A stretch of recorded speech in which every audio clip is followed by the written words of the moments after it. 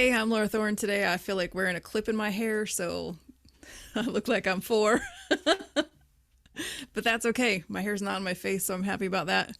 And I'm a business consultant and photographer and publisher and some other things. And I'm also highly unmanageable. So happy to be here with you, Bevo. That's right. And I am Bevo Brian Volatile. I run a little business called Tuning In Now, which teaches people four tools for self care and just overall enjoyment, how to enjoy your life. I do not have any hair, so I don't have a clip in my hair whatsoever. But I am also an artist, an illustrator, a father, and all the other things that I need to be to keep this wheel of life rolling. So, Laura Thorne, thank you for agreeing to do this with me. Thank you for kind of burning the fire It's up my underneath pleasure. me again. Yeah. So I was thinking about a question or something that was running around in my head today because we're all kind of in this situation right now where we're not really exactly post COVID. We're still kind of coming out of it, right? We're still trying to figure out what life looks like. The housing market is crazy. The job market is crazy. Entrepreneurship doesn't look like it used to, even 2 years ago. It used to be like a person has an idea, executes that idea, busts their ass to make it work, and then it takes off. But it feels like now there's many routes to what an entrepreneur looks like. So especially as a creative entrepreneur or someone who will admit that they make their money primarily or in some ways through a creative outlet. What are some ways that you found that you've had to reestablish yourself or reestablish some things as you approach being an entrepreneur in 2022 as opposed to any time before 2020? That is a good question. So I'll have to reflect on that for a second. I've been doing this since 2016, and I thought I was going to be on that first path you mentioned, have an idea, build a thing, that thing takes off. I built some things. I'm still doing those things. I don't know if they really took off. I know I'm doing too many things for them to like any one thing to take off. But I think what I see different now is there are a lot of people trying this entrepreneur life. So a lot of people discovered they were unmanageable during COVID. And I think that one of the things I see that is significantly not different or changed, but more important or more pressing right now is partnerships. You cannot try to do this stuff alone anymore. Like, you could have your idea before, do something, there was an audience. Audiences are scattered, so you need the power of like collectivity with other people to be able to bring in any sort of following or attention. So if you're out there trying to hustle, you better be trying to hustle with some people, not try to do anything by yourself. Yeah, I totally agree with you with regard to the collective or building community around this stuff because it feels like social media is only really working for people who are already established themselves years ago and now are what we call influencers. And for everyone else who's just trying to use it to market their business because their business might look like anything other than doing social media all day or trying to be an influencer, you're actually running a business to sustain your family off of it or sustain your lifestyle off of it, rather, for the ones who don't have children. It looks like it's harder to do because of how scattered the attention is right now. So not that it's has proven itself obsolete, but it's definitely, it feels like it's more work to be able to get attraction and to have people not just get attraction or get attention, but get people to stick around for Yeah. you and your company while you're kind of building and trying to give them products that they may need that they don't know they need yet, but they need to stick around for you to be able to process them through this mindset of who you are and what your business is. Yeah. And I think that speaks to the fact that there's more competition, so to say, if you want to call it competition. There's just more opportunities for people to pick up what you have and then try somebody else's thing next time. I know 4 different people who are teaching yoga. Like, whose class do I go to? There's a lot of options for people out there. So holding on to someone's attention and saying, why do I choose Bevo every time I want to meditate or, better myself? Because there's 100 other people I could choose from. And not that that didn't exist before, but it has exploded recently, and with people jumping off their 9 to 5s during COVID and looking for other ways to make money. And the other side of that is that we're not getting to go out as much and attend events and do things. So if you're trying to do this alone, it's lonelier than it used to be because you're not getting out to networking things and doing a lot of stuff, because we're still not back where we were with that before. Right.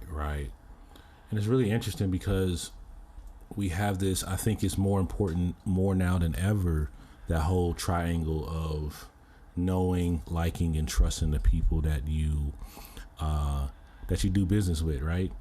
And it feels like the only real way to do that is through a lot of collaboration and through a lot of just sitting down with people. There's a lot of conversations that need to be had, and it seems like there's more conversations than action right now, even though action is one of the biggest ways that we're ever going to get anything done. Is still kind of sitting down with people like we're doing now and figuring out how we can do this thing together. So I totally agree with you with regard to just to how things are flowing and attracting people and how to pick who you pay attention to in the first place. Yeah. Really interesting stuff. Tell me, before we end this part of our conversation, because we're going to talk more after this, I hope so, at least for another couple of minutes anyway. But for this part or this session of Unmanageables today, what are some things that you're thinking about or ways that you're thinking that may seem a little out of the box for you, or not even just out of the box? Maybe you might go backwards a little bit and try some old school ways of doing things. What are some ways that you plan on moving forward as you promote your coaching business, your strategy business, your self as an artist, yourself as a TV producer and actor, and all of these things? What are some ways that you're looking at moving forward as you're looking for that fan base, that attention base? Yep. It's funny that you said that, because when anybody who's probably started something themselves will realize at some point there's a bunch of stuff you start off with in the beginning and you're like, oh, I'm going to do this. And then you get diverted and you start other things and you drop things. And then at some point you circle back and you're like, I probably just should have kept doing that thing I was doing in the beginning. So there are some things like that happening that are, in a couple of my endeavors, I've picked up some contract employees and people doing things. And, after a while, it's kind of like, okay, is this working? What is working? What's not working? And some of it is just, let me go back to basics and kind of start where I was and figure out what my next move is. There are, in every one of the lines of things I'm doing, there are things that are going really well and things that are like, could be better. So I think it's just important to always take time to stop and look at what is going well and what's not, because I think a lot of people just keep bashing their head against the wall, moving in a direction they think is the right direction without stopping to say, oh, the door is right there, and just stopping for a second and, oh, this would be a lot easier if I just put this down and move that way. So, that's where I'm at with some different things, but it's all part of the process. Yeah, I can see that. I've been thinking about,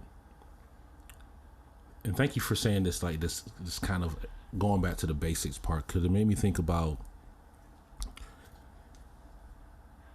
my way of that I'm marketing. And I don't have a problem being online or anything and being in front of a camera, obviously. But I do feel sometimes turning on a camera doesn't really resonate all of the time. It may resonate with someone for an actual message.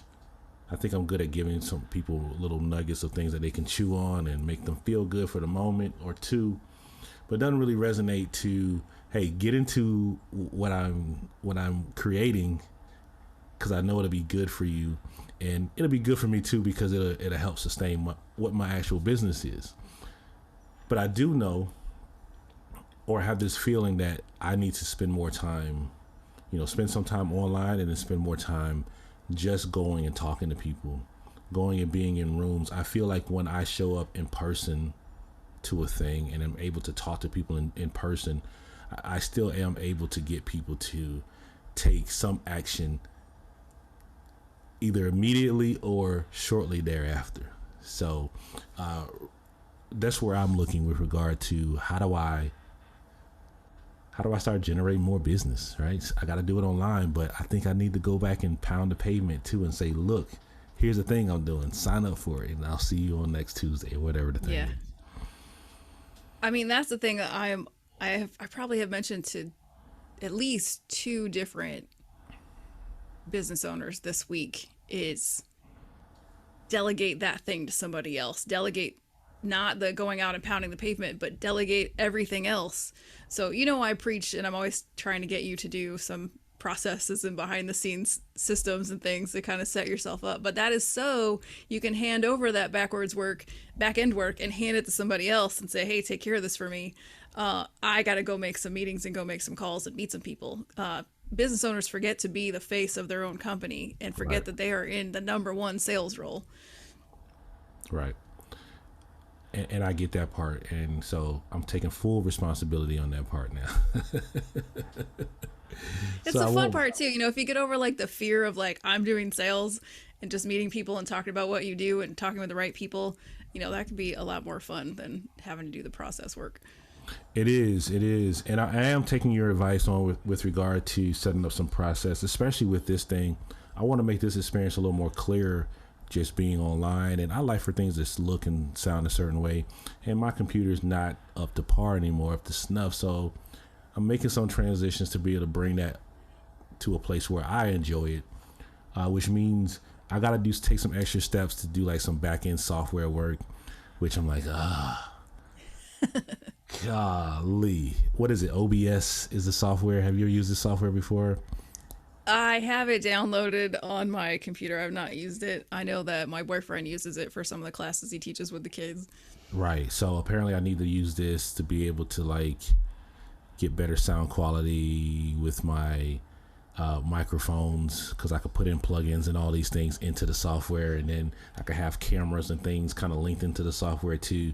So it's just kind of like its own kind of hub that comes into Zoom. I gotta do all these things, and they drive me bananas, because every time I think I want to do something a little better, there's something else to do to actually improve that, which means I gotta learn something or be involved. So one step at a time. One step at a time. You'll see next time we'll have a different camera angle, or the next time the sound will be better, or the next time after that, but it doesn't have to all be the next time. Right. Like I say, I'm jealous because you've already taken those steps, and you got some things going. And jealous, I use jealous very lightly, very friendly, because I'm not jealous. I'm very happy that you taken all these steps and done these things, because it does sound crisp, it does sound clean, you look good. And I'm like, I want to have the same thing going on, and I might have to figure out how to get a hair clip, like a little hair clip, like just right there in my hair. So, it would look nice in your beard. Maybe I should just go retro after we just paint this black or something, right? Like pretend like my hair is turning back black and not gray anymore, going backwards. But cool. Thank you for jumping on with me, and thank you for helping me figure this out as we try to figure this out together. Thank you for being with me this whole time. Like ever since I met you. Yeah, we should probably let people know that this is not new. This is not new. We've been doing this for a long time, you and I. And maybe we should one day actually do a piece of content on that, as far as like accountability and sticking in there with people. And sometimes there's nothing to talk about, and sometimes we don't talk about anything, and sometimes we get on and we have an agenda, or we're like want to check in from last week, and it ends up being straight up about lifestyle and life and how hard shit is. And it just ends up being like somebody else to talk to that's not your spouse, so, or your significant other, or whatever the hell you want to call Or them. your cat. Your cat. Cats they do a shit job at listening. They do a shit job. That's for sure. Well, they listen, they just don't care. Right. They do a really terrible job at showing you that they care. So, yeah, let's do this again, and let's keep moving forward. Yeah, let's do it. Sometimes you'll ask me a question. Sometimes I'll ask you a question. Maybe sometimes people can ask us a question they want us to answer. Yeah, and we'll put all that in the captions or whatever it's called in Facebook, so people can actually, so they'll know that they can ask questions and we can respond to those questions from time to time as we do this work.